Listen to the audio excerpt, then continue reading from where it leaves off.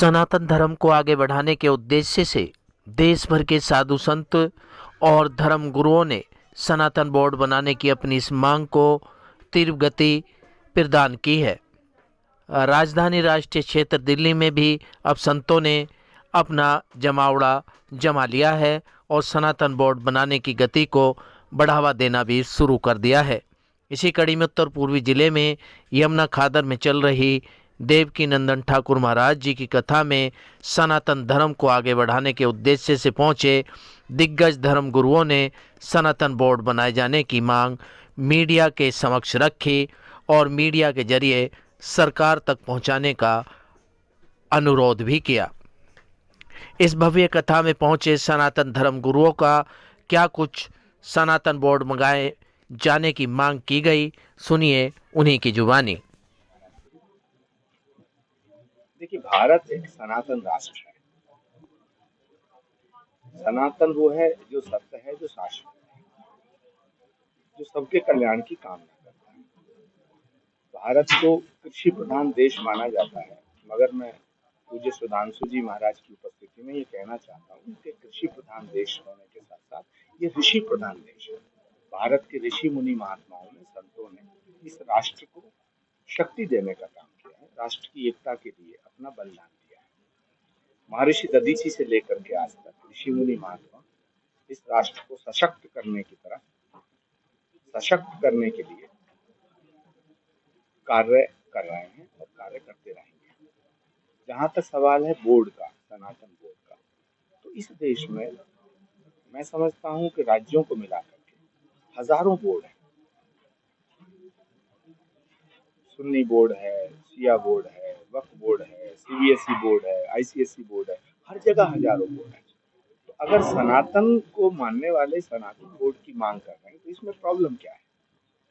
एक और बोर्ड हो जाए, लेकिन सनातन विराटता का नाम है, विशालता का नाम है। जो विराट है वही सनातन है। तो इसलिए हम सभी लोग जो सनातन को मानते हैं, सनातन धर्म में हमारी आस्था है, वो देवकी नंदन ठाकुर जी की इस मांग का समर्थन करते हैं। बात करी जाए जो वक्फ बोर्ड है, वो भी इस बात से इनकार नहीं कर रहा, वो भी कह रहा है कि भाई आप भी अपनी मांग उठाएं। इस बारे में क्या कहें? देखिए, हम किसी का अपमान नहीं करना चाहते, ना हम ये कह रहे कि आपने वक्फ बोर्ड क्यों बनाया। हम ये नहीं कह रहे कि आप वक्फ बोर्ड को रद्द कर दो। हम ये नहीं कह रहे कि आप सुन्नी बोर्ड को ये रद्द कर दो, शिया बोर्ड को रद्द कर दो। हम नहीं कह रहे। हम अपने अधिकारों की बात कर रहे हैं और अपने अधिकारों की बात करने का अधिकार भारत का संविधान देता है। तो हम चाहते हैं कि, क्योंकि पिछले कुछ दिनों से ऐसा देखने को मिल रहा है कि कोई भी व्यक्ति पूरब से उठता है वो सनातन को टारगेट करता है, दक्षिण से उठता है वो कहता सनातन को मिटा देंगे, कोई कहता सनातन इज ए डर्टी पार्टी, कोई कहता सनातन को हमें खत्म करना है, कोई कहता है सनातन भगवा ये सब नहीं होना चाहिए। तो सवाल इसका है कि कोई व्यक्ति या कोई संस्था टारगेट करके सनातन के ऊपर हमला ना करे, उसके लिए एक ऐसी ऑर्गेनाइजेशन होनी चाहिए। अभी तिरुपति बालाजी में जो हुआ है ना, तमाम हिंदू मठ मंदिरों का जो आधिपत्य है वो सरकारों ने ले रखा है। कोई लिखित में भी सरकार को कोई इस तरीके का प्रस्ताव भेजा गया है? 16 तारीख को यहाँ से एक प्रस्ताव भेजा गया था। देश के कोने कोने से संत महात्मा, आश्रमों से, संस्थाओं से प्रस्ताव भेज रहे हैं। कल भी भेज रहे हैं।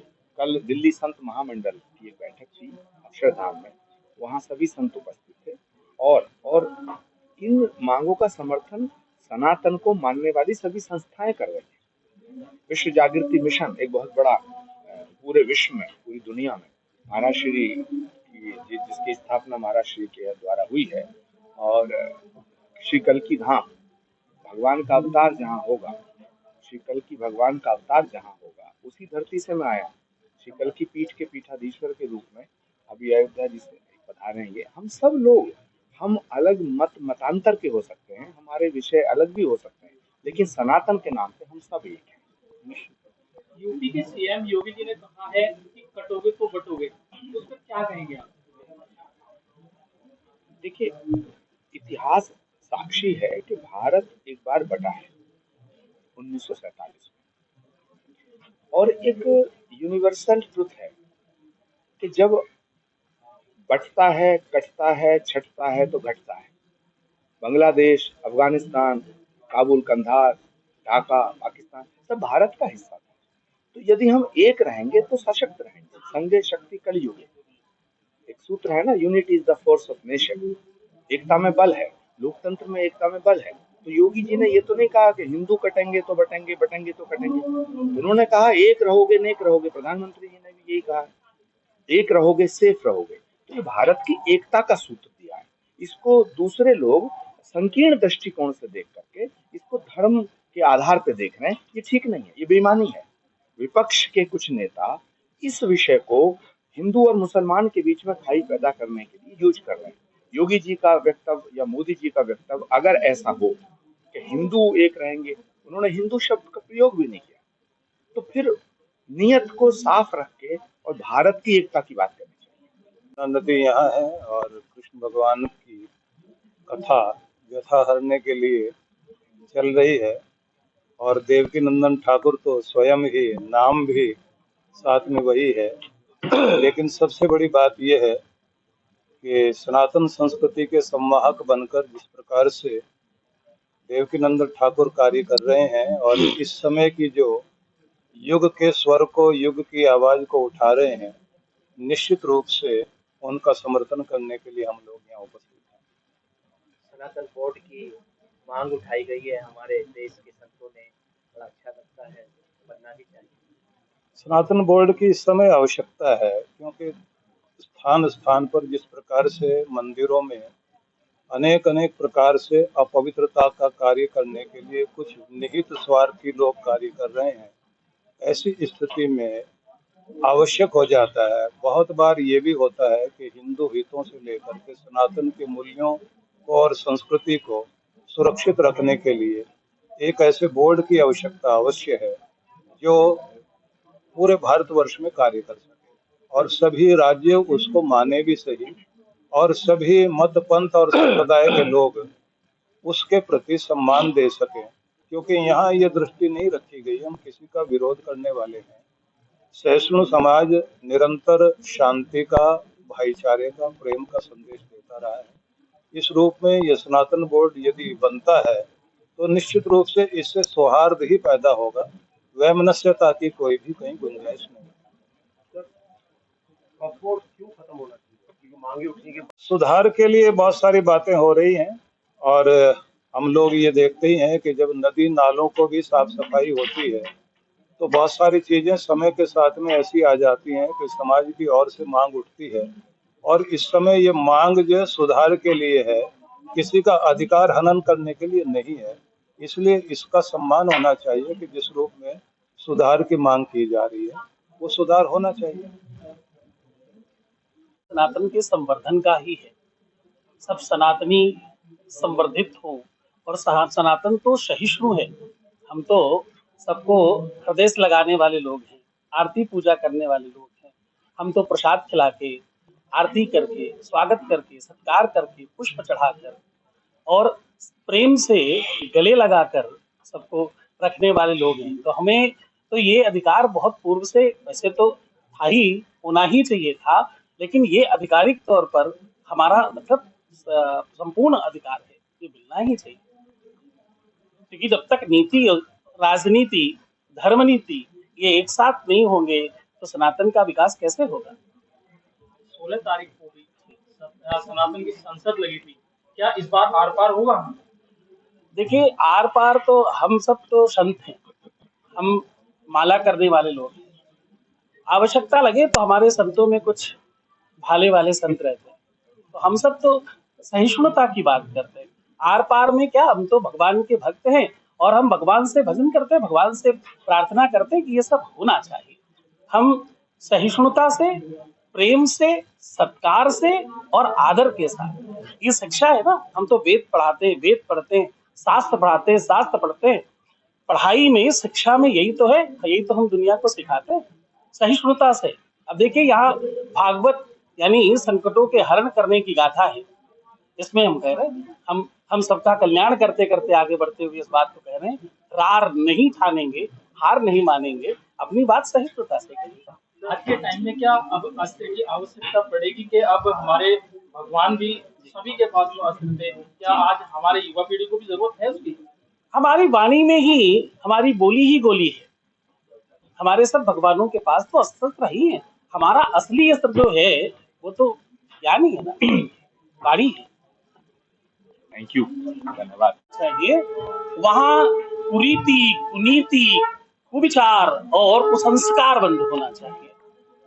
जो गलत शिक्षा दी जा रही, शिक्षा में तो पढ़ाना है ना, ज्ञान देना है, ना कि रोष उत्पन्न करना है ना। हर हर महादेव। जब राम मंदिर बन सकता है 500 वर्षों के बाद, जब जम्मू कश्मीर से 370 हट सकता है और इस देश में ऐसी कई चीजें, गरीबों को के लिए फ्री अनाज मिल सकता है, गरीबों को फ्री इलाज मिल सकता है 5 लाख रुपए तक का, तो सनातन के लिए, सनातन के प्रचार के लिए, सनातन के प्रसार के लिए जो भी आवश्यकता है वो भी ये सरकार करेगी, ऐसा मेरा विश्वास। तो इसके लिए समय सीमा देखी जा रही है? नहीं, बात निकली है, सही जगह पहुंच भी रही है और इस बार संसद शुरू हो रही है। मुझे आशा है कि बहुत सारे सांसद भी ये प्रस्ताव रखेंगे और ये आवाज थोड़ी और जोर से आनी चाहिए। इस देश में और दुनिया में जितने सनातनी हैं सबके तरफ से आनी चाहिए। सनातनियों ने तो संसद लगाई 16 तारीख को और भारी समागम उनका हुआ था, जिन्होंने की एक तरफ कुंभ का मेला चल रहा है, लेकिन यह कुंभ का मेले से भी परे यहाँ पे श्रद्धालुओं के साथ साथ संत भी बहुत ज्यादा तादाद में थे। इसीलिए तो बात दूर तक पहुंची है, यही कारण है और हम इस पे सकारात्मक हैं। एक बहुत छोटा सा सवाल कि संसद जी की तरफ से सभी पार्टी के जो नेता हैं उनको आमंत्रित किया गया था, लेकिन कई पार्टी के नेता यहाँ नहीं थे। अब देखिए, और पार्टी तो खाली कह ही दे कि हाँ जी हम सनातन बोर्ड बनने में मदद करना चाहते हैं, खाली इतना कह दे बाकी पार्टी के लोग। आचार्य प्रमोद कृष्णन जी यहाँ पे आज पधारे हैं, वो एक बहुत महान संत भी हैं। कल्की धाम की अवधारणा के साथ उनको देश में बच्चा बच्चा जानता है और बहुत सम्मान करता है। उनका आना, उनका कहना, और जब ऐसे संतों के मुख से निकल गया, अब तो सिर्फ मैं एक सांसद के रूप में ये बात कह रहा हूँ, मैं तो प्रार्थना करूंगा कांग्रेस का कोई सांसद कल कहे, आम आदमी पार्टी का सांसद कल कोई कहे कि हाँ हम सनातन बोर्ड के साथ हैं, तो हम समझ लेंगे कि हमारा कार्य और भी आसान हो जाए। कहीं न कहीं मनोज तिवारी को ये लग रहा है कि वो लोग नहीं कर पाएंगे। भाई अभी तक तो नहीं कह रहे हैं, अभी तक तो वो राम मंदिर की जगह वो कुछ और बना देना चाहते थे, लेकिन अगर आज भी अगर उनको मन में आ जाता है तो हम अंत तक इंतजार करेंगे। रामलला को 500 वर्ष इंतजार करना पड़ा, सनातन बोर्ड को कितना करना पड़ा?